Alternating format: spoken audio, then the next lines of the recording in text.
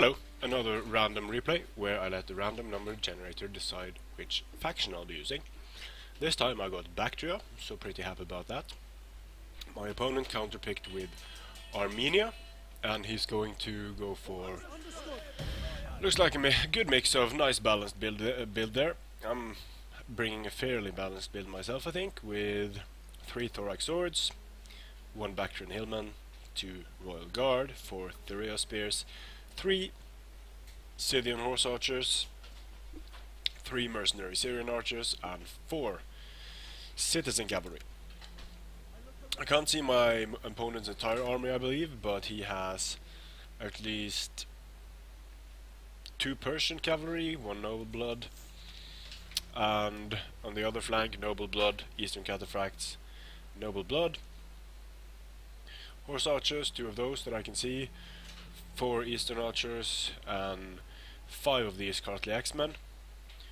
So at the onset I'm not too worried about what I'm seeing. Cartly Axemen are decent units, but I think they are quite easily dealt with by, well, just about any decent melee unit like these Bactrian Royal Guard, for example. So they have the redeeming feature of the Cartly Axemen is that they have very good armor penetration.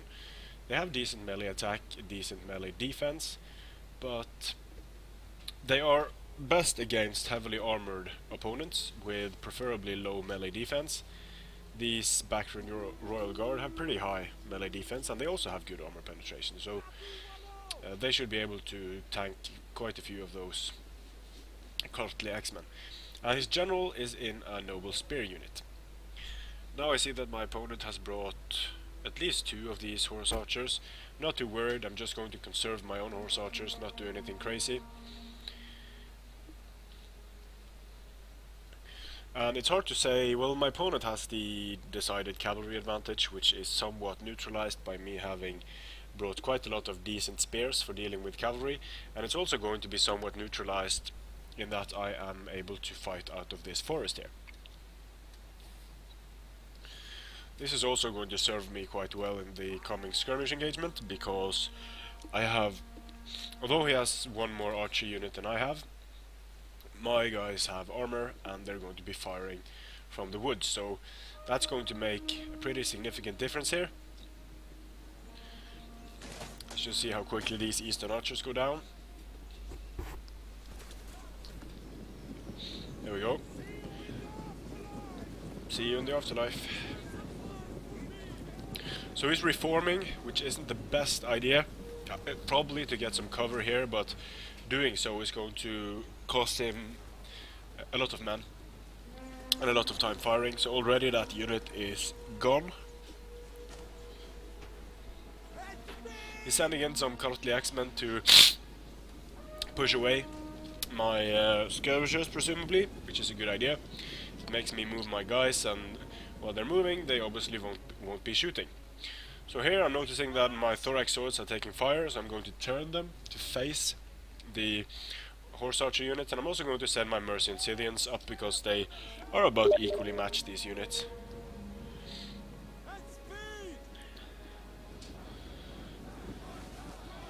Cartly Axemen charging into these Thuria spear squares. They should be able to hold out for quite some time against the Cartly Axemen. So I didn't want to bother kiting, I just sent these guys into square, and that's it. It's going to allow me a bit more time to skirmish, and these engagements I'm pretty happy about with the thorax swords against Cartly Axemen. They should do fine against those. And the Cartly Axemen being stopped on these Thuria spears is going to allow me to finish off his skirmishers, hopefully, and to do well in the cavalry fight. Now, at some point, since I had a cavalry advantage, he was going to get into my back line, so I kept all of my cavalry in reserve just for that reason, and I also kept my Bactrian Royal Guard and a thorax sword unit in reserve for anything that might make it through. Here I'm able to go 3 against 1 on his horse archers, should be able to win that one fairly easily. Yep, going down quickly. Here I'm taking out his eastern archers, sniping them with his mercenary Syrian archers, but I'm going to have to be careful because me using square is going to allow these Cartly Axemen to push through my lines, and I'm not really microing well what's going on in the woods here, as you can see. Mercenary Syrian archers taking massive casualties from the javelins of these Cartly Axemen. The one unit of horse archers is dealt with. Now I'm going to finish this one. I believe I am using... Am I using heavy shot? Yep, I'm using heavy shot. Not really any point in using it with against units with that low armor, but I'm using it anyway. Able to push through with some noble blood cavalry here. I'm going to countercharge with Baktria Royal Guard and Citizen Cavalry just in time. So most of his units are tied down, except for this one unit that's quickly being destroyed. Same can be said for this unit of horse archers, being destroyed quite quickly. I'm losing a unit of Citizen Cavalry, but they did their job in stopping these noble blood, doing some casualties on them. Here is getting a nice sandwich on my thorax swords. I'm going to take quite a few casualties here, but another unit of thorax swords comes in to support. It wasn't that bad, honestly. Not the best charge, I guess. Some casualties, but nothing concerning. Persian cavalry being destroyed by Baktria Royal Guard. This fight is about even. I'm putting my guys in... well, the Kartli Axemen are winning because these guys had taken casualties from before. But I'm putting my guys in shield wall so they'll be able to hold for just a little bit longer. He mismicros his eastern cataphracts a bit, so I'm able to charge with my thorax swords and send javelins at them. My Thuria spears are holding against his Kartli Axemen fairly well, I must say. I didn't use my Thuria spears to great effect in this battle, just for holding, and that's not really a cost-effective way of doing it because they won't be getting a lot of kills, but I have enough killing power in the rest of my army to deal with what he has. Unit of mercenary Syrian archers going down to these noble blood. Over here the cavalry engagement is going my way, Persian cavalry and noble blood cavalry going down.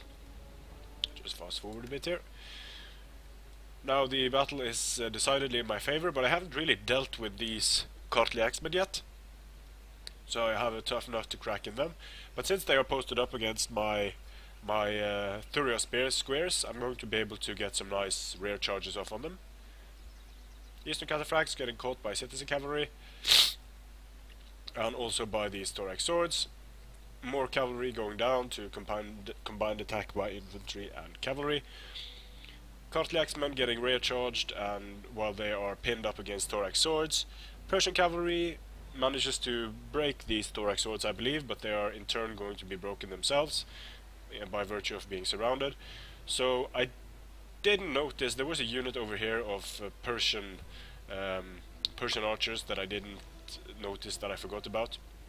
Came back from routing, but over here, same thing, square, and I'm going to be able to attack the Kartli Axemen while they are attacking the square.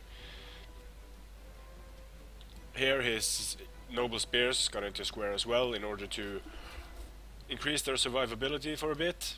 I'm going to move my horse archers around and fire at them with heavy shot, which some of the arrows are going to hit. This is the problem with the square formation while taking missile fire. It presents a dense mass of men for the enemy skirmishers to fire at, and the arrows some arrows will miss to the front here, some will miss to the back, and the arrows that are falling here is going to hit all of these guys in the back. They don't have shield protection there. And the same is going to happen with the guys that are... well, everyone but these guys here is going to be hit in the back. So square formation when under missile fire is a bit problematic. But what can you do when they are surrounded by Baktria Hillmen and Royal Guard? It's just not a good situation, so it really didn't matter in this case, but keeping your guys in square when they're under missile fire is definitely not the best of ideas. Here, Kartli Axemen are going to overwhelm my square and go up against thorax swords and Baktria Royal Guard. Baktria Royal Guard have gotten a lot of kills, and they're going to be able to do very well against these Kartli Axemen. I'm not going to put them into phalanx, because I don't feel I need to at this point, and I want them to kill as many of these Kartli Axemen as possible, and they are going to be able to do that very effectively. Kills are rising, and they are fine. So that's going to enable me to focus on these guys.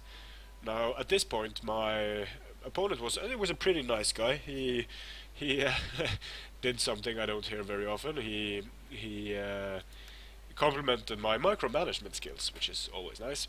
But then he said that Sarmatian horse charging into the rear doesn't really cause casualties, so presumably he meant that it wasn't worth doing, but although it won't cause a lot of casualties, just charging them in and pulling them out is going to cause morale damage, which is pretty important in breaking units with good morale. So you'll see here, they're exhausted and attacked in the rear, and they're instantly going to start wavering just by being charged by these mercenary Scythian horse archers. Now the Scythian horse archers aren't getting many kills, they got 1 kill and they're losing some men, but they will be able to break.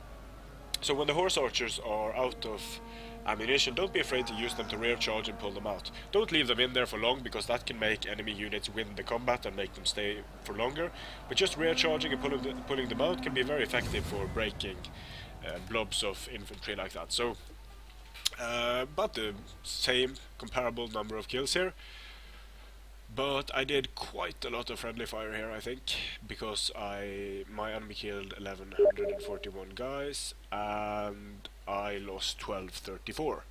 So probably some friendly fire from these guys when the battle